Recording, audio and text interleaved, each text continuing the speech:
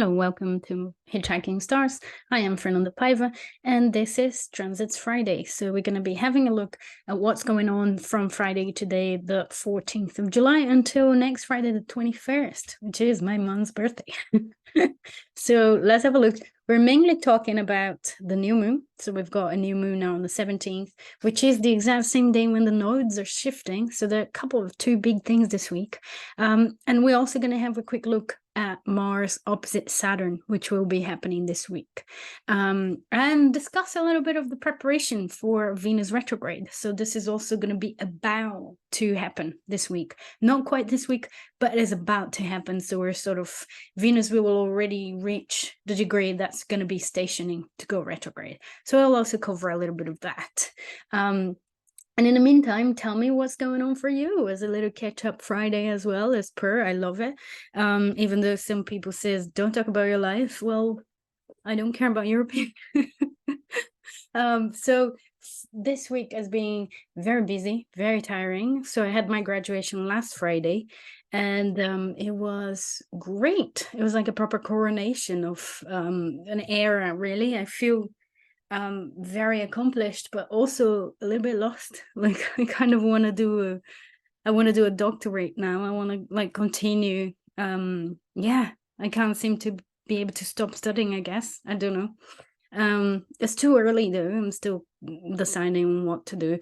But it did happen with Saturn opposite my Mercury and my Sun. So I guess that's a very positive way of manifesting a Saturn transit, you know, like achieving something that you really put a lot of work and a lot of hard work.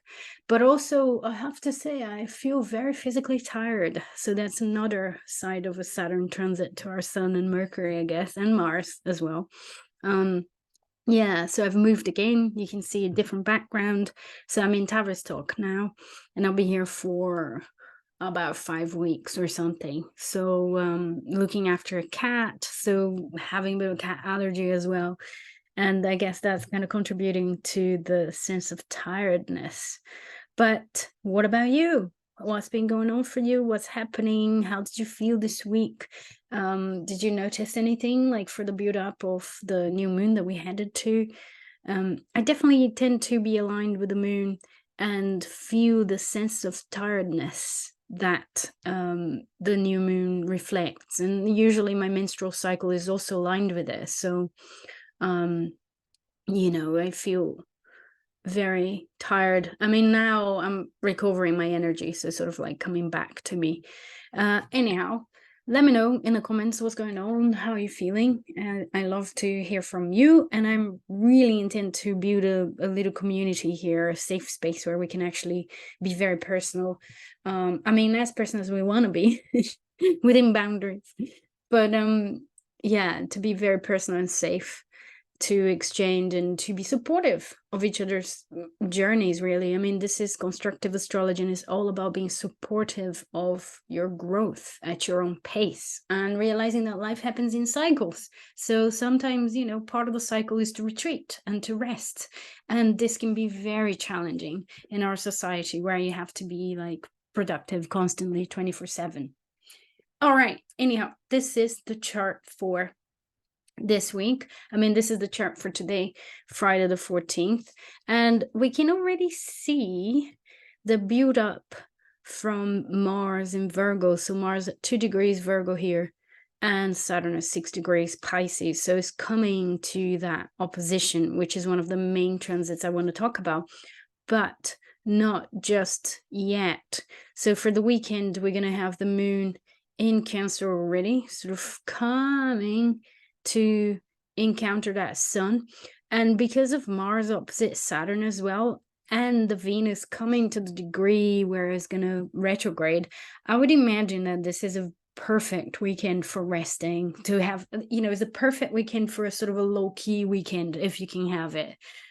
Spending more time at home, you know, maybe having big ideas here with that Mercury in Leo square Jupiter, but in a more low-key way. Like if you can write something down, express yourself, you know, journal, or do some chores around the house as well, you know, just create that sense of that sense of the hearth, and has to sort of feeling, sort of nourish that with that sun and moon coming in a conjunction there, in Cancer as well. So honoring that, the place that we live, the place, even if it's not your home, like it's in my case, but to create that sense of home within as well, the little rituals, and nourish that place, that safe space within ourselves, I guess, and a place of rest. I think a Mars opposite Saturn can be taxing in the levels of energy that we might be feeling.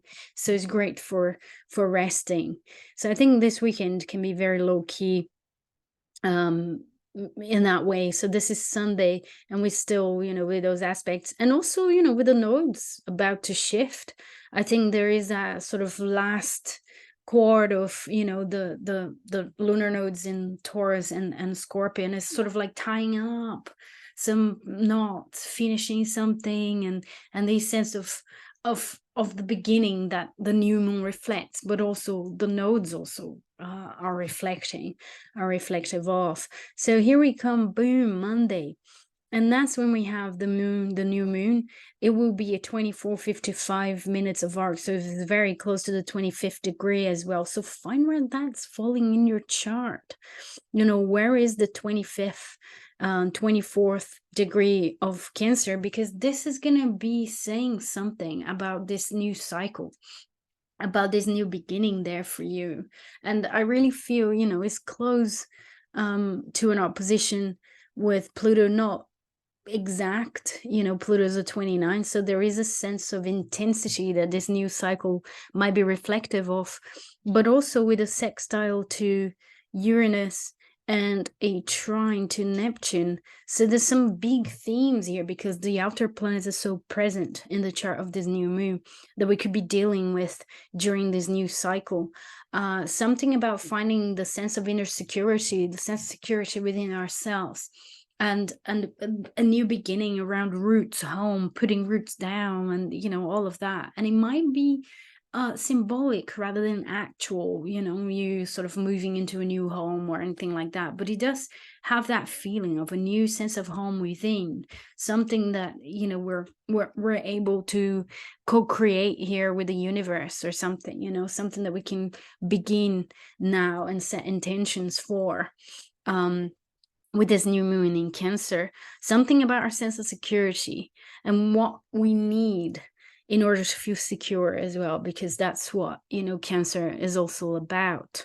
But mind you, it will be the same day. So I'm going to move this for hours so you can see that later on in the day, so this is the same day, the 17th of July, the nodes will shift to Aries and Libra. And I'm going to leave attached in the comments of the video here, I'm going to leave attached the link to my video about the North Node in Aries, and what are the themes about that North Node in Aries. What can we do with that? What can we work with? Because it will be, straight away involved in a square to Pluto, like Pluto at 29 Capricorn, and the nodes at 29. So the late degrees of cardinal might feel it very strongly, because this is the new moon, which is not too far from that degree as well. And it's almost like a grand cross here between the nodes and Pluto, which gives us a very karmic energy here, and a real sense of potential evolution, that whatever the situation you might be going through there, whatever new beginning you might be going through, is quite powerful with that Pluto and the nodes being involved in as well. So I would suggest to find what house that's falling in your chart as well, because this can say a lot about how you can accelerate your evolution and your growth there, because that's what the nodes also talk about. And I would really suggest to check that video out if you haven't yet, because yeah, there's a lot of information on what these nodes could be talking about. And you can sort of pick and choose, depending on where you're at in your growth already, in your process.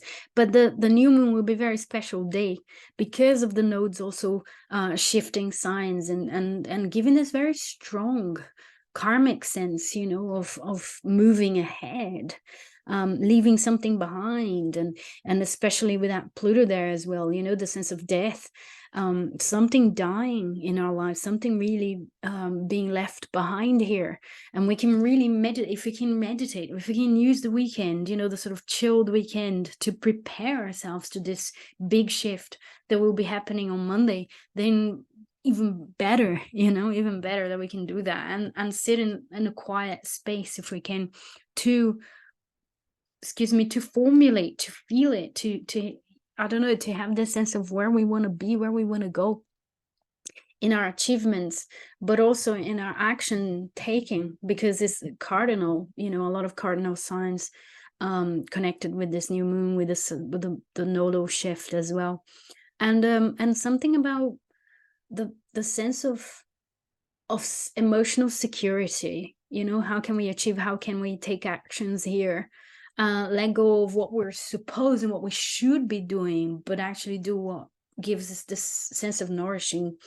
Perhaps set intentions around self-soothing techniques as well, you know, being more in charge of soothing ourselves throughout what we're doing, rather than just hustling. So I don't know, those are some of the things that I think about, but it was a very powerful, important new moon.